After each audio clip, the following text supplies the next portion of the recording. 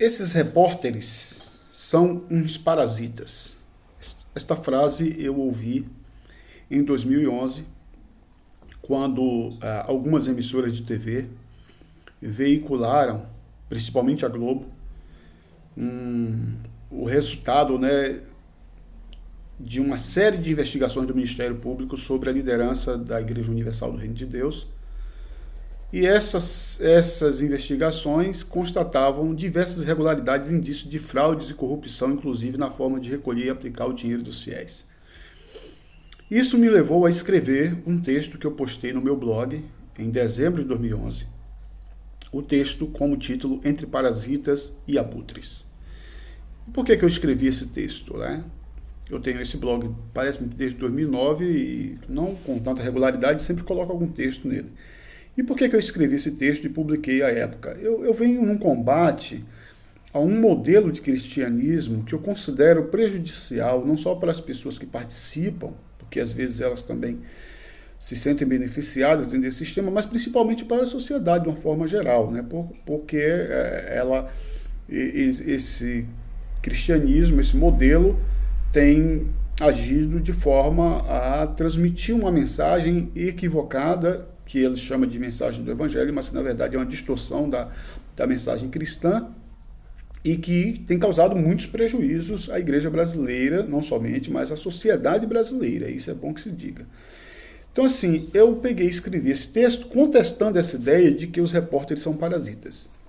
E eu fiz uma diferenciação entre parasitas e abutres, e eu quero hoje colocar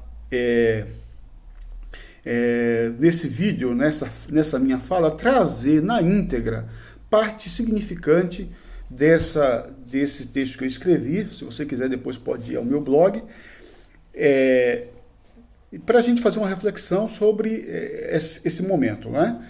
Então, ao ouvir essas palavras, eu digo na mensagem, né, no texto, que expressava a indignação daquele irmão ou daqueles irmãos que imaginavam se tratar de uma perseguição de ímpios ao humilde povo do Senhor, respondi-lhe que aqueles repórteres não deveriam ser comparados aos parasitas, e sim aos abutres.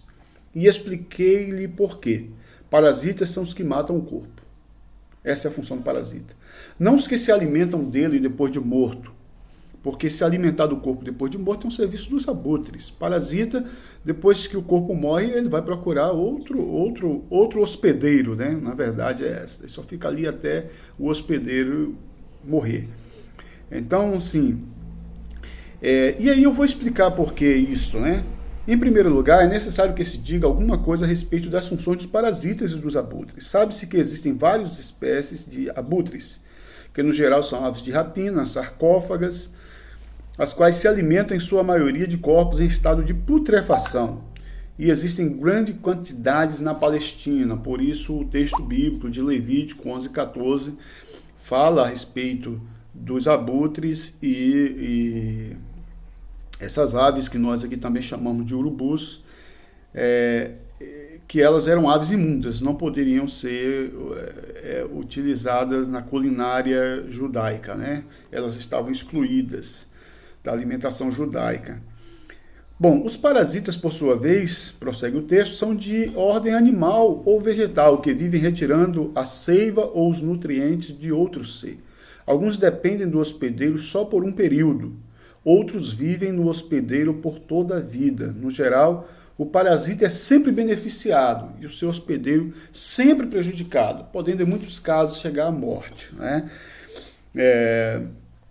Dessa forma, parasitas e abutres, longe de serem inimigos e adversários, eles se completam.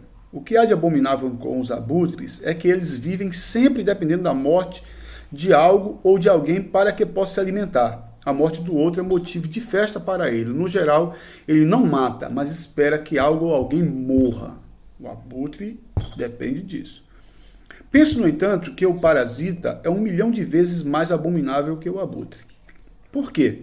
Eu digo, pois provoca a morte daquele que o alimenta. E isso aqui é terrível, no parasita. Ele é profundamente egoísta, não tem respeito, não tem misericórdia, pois a única coisa que busca é a satisfação do seu insaciável e diabólico apetite. E aí eu digo o seguinte: assim vejo a relação entre a igreja e a mídia brasileira. Quase que diariamente, escândalos e mais escândalos no segmento evangélico ajudam a aumentar as disputas por pontos tão almejados pela alienante e massificadora TV brasileira. Ao mesmo tempo, milhares de cristãos que amam verdadeiramente a Cristo e milhares de líderes sinceros são afrontados diariamente por pessoas que os confundem com esses inimigos do reino, travestidos de ministros de Cristo, por não terem aprendido que existe diferença entre o joio e o trigo, apesar de se parecerem. Apesar de tudo isso, penso que nossa maior preocupação não deve ser com a mídia, que aqui eu uso a metáfora do abutre, e sim com os parasitas, ou seja, os falsos líderes, pois esses infiltrados em grande parte do corpo que é composto pelas igrejas evangélicas brasileiras, o agridem, violentam, sugam, debilitam, chucham, exploram, deploram-no e matam-no, ao mesmo tempo em que dele dependem e dele se alimentam. Esses indivíduos não têm sede de justiça, mas de enriquecimento. Não estão preocupados com o tesouro no céu, e sim com o acúmulo de riquezas na terra. Não têm a preocupação com a pregação do reino de Deus, e sim a divulgação do seu prestígio pessoal. Não estão preocupados em usar coisas para ajudar a salvar pessoas e salvar pessoas. Não estão preocupados em usar as coisas, e sim em usar pessoas para adquirir mais coisas, mansões, jatinhos, não é? Iates, a construção de edifícios gigantescos, caríssimos, não é? Para poder ostentar o seu nome de grande líder. Não veio o evangelho como as boas novas de Cristo, mas como um produto mercadológico, o qual deve ser o mais atrativo possível aos numerosos e exigentes clientes, e eles chamam de fiéis. Ou seja, para essas pessoas que vão à igreja não são fiéis, não são seguidores, são clientes. Existe uma relação de troca. Em uma situação como esta, como pode esse corpo não adoecer e não morrer? A igreja brasileira precisa urgentemente de remédio, necessita urgentemente da pregação sadia da palavra de Deus. Portanto, quando os abutres, a mídia, estiverem sobrevoando algum cadáver, instituição evangélica, nesse caso, entre parênteses, não seria um bom negócio condená-los, pois se eles fazem festa é porque, antes de tudo, os parasitas, os falsos pastores, os falsos mestres, já cumpriram o seu papel matando o corpo que os alimentou. Antes de nos preocupar com a festa dos abutres, que podemos considerar os inimigos externos, seria bem melhor se nos empenhássemos em detectar, desmascarar e combater os numerosos parasitas, que são nossos inimigos internos, pois sem parasitas, abutres dificilmente têm de que se alimentar. Isso eu escrevi em 2011, gente. E aí, desde lá, em alguns momentos eu me senti uma voz solitária dentro da igreja em Eunápolis, e por onde eu passei. Depois eu percebi que havia uma quantidade muito grande de líderes brasileiros, pastores brasileiros, que estavam compartilhando a mesma preocupação minha com essa igreja que vive uma farsa, de aparência. Essa igreja, esses líderes que conseguiram se aproximar do poder político e tirar vantagem disto.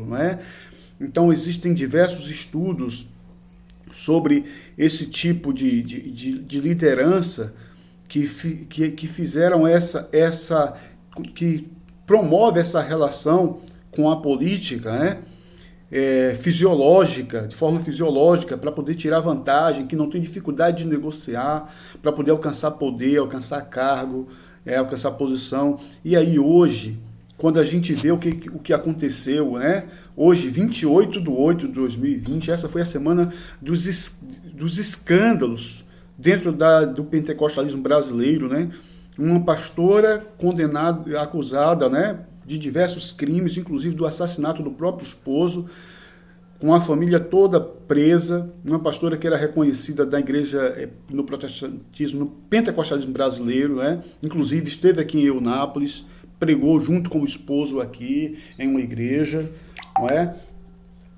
Um pastor que chegou a ser candidato a presidente da República e muitos evangélicos viam naquele momento mais uma dessas oportunidades para ter um presidente evangélico, né? Que seria um homem de Deus no poder. Como não conseguiram, colocaram o Jair Bolsonaro lá no poder, levaram o Jair Bolsonaro no poder. Esse mesmo movimento desses pastores que usaram a igreja como um palanque, não é? Que tem grandes emissoras de televisão e que divulgam uma mensagem que só favorece a eles, mas que tomou conta de tudo e parece que eles são donos de tudo, né? Que dominou o pensamento, né? Religioso brasileiro de tal forma que construiu um tipo de evangélico radical, extremista, não radical, mas extremista, né? Fanático, não é? Que condena tudo e todos, que quer uma sociedade autoritária, uniformizada, uma sociedade dentro dos limites do seu microcérebro, né? Então, o que acontece, gente? É que esses escândalos todos, né, a igreja brasileira, sempre que viu isso, condenou a mídia, condenou aqueles que estavam divulgando os fatos. E a minha preocupação é exatamente essa. Quando é que nós vamos entender que o problema não está na mídia, o problema não está na Globo, o problema não está na televisão que está divulgando os fatos? Quando é que nós vamos entender que se esses fatos estão sendo divulgados pela televisão, e se nós podemos considerar eles como abutres, é preciso entender que pior que os abutres são os parasitas, esses parasitas que pregaram a teologia da prosperidade, que diz para você que se você teria que levar o seu dinheiro para a igreja para poder ser abençoado, tá certo? Que diz para você que você tinha que tirar a primícia do seu dinheiro e dar para o seu líder na igreja, tá certo? E que eles se enriqueceram, que disseram que estavam desfrutando tudo isso porque eles eram homens de Deus, eram príncipes de Deus, e como príncipes tinham direito a tudo isso, como sacerdotes tinham direito de desfrutar disso, de voar para Israel todos os anos para fazer o turismo religioso deles lá em Jerusalém, tá certo? Então, essas pessoas que queriam viver nesse meio, desfrutar das benesses desse universo, que não se importaram que as suas igrejas estavam cheias de pessoas pobres, miseráveis, não é? Nós temos o pentecostalismo, até recentemente, mais de 60% dos pentecostais ganhavam até um salário por mês, enquanto muitos pastores estão entre os 1% mais ricos do Brasil, ganhando 15, 20, até mais de 20 mil, 30 mil reais por mês, para liderar essas igrejas, se não aqueles que ganham milhões, não é? Então, assim, o que é isso? A igreja precisa se escandalizar com isto. O problema da igreja brasileira não é a mídia que está divulgando os escândalos. O problema da igreja brasileira são os parasitas que estão dentro dela, devorando-a por dentro, e que eles precisam ser expulsos de dentro da igreja. Os cristãos precisam entender, que eles precisam entender que está na hora de apoiar pastores que sejam sinceros, que estejam comprometidos com a palavra de Deus, tá certo? Porque o discurso que tem é que pastor que está comprometido com o evangelho, pastor que não quer tirar vantagem do processo, não quer tirar vantagem das suas pregações, que não quer se enriquecer, esses pastores são chamados de comunistas. Por que comunistas? Porque eles estão dispostos a dialogarem com a sociedade, estão dispostos a não perseguir, eles não perseguem gays, não perseguem pessoas do culto afro-religioso, defendem a cultura indígena. Então, assim, tem um respeito pelas outras religiões. Essas pessoas são consideradas como alguém que não tem valor, que não tem significado. Enquanto nós, que queremos uma pregação mais serena, mais fundamentada no Novo Testamento, entendeu? Estamos sendo tratados dessa forma, muitos de nós estão sendo tratados dessa forma. Quem está sendo aplaudido são esses que agora estão aí na mídia, mostrando para nós que há algo errado com a igreja brasileira, que precisa ser corrigido, tá certo? Então, meus amigos que me acompanham, está na hora da igreja entender que nós precisamos não atacar a mídia, não é a mídia que é o nosso problema. Cristo e os apóstolos sempre consideraram que o problema da igreja nunca está fora dela. Ele pode estar dentro dela. Se a igreja se purificar por dentro, então tenha certeza que ela não vai ter problema fora dos seus espaços, tá certo? Espero que esse vídeo possa ajudar para uma reflexão sobre esse momento. Não são os abutres, são os parasitas que são os nossos verdadeiros problemas.